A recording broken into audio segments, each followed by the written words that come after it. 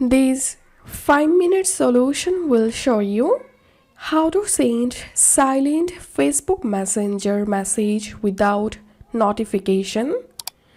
So if you want to send a message in Messenger without a notification, so whenever the recipient receive the message, they won't get any notification in their mobile. Follow this step-by-step guide.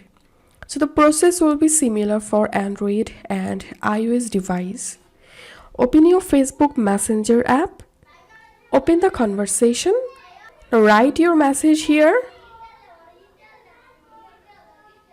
Now write a slash and here you will get the silent option. So select silent, then send the message.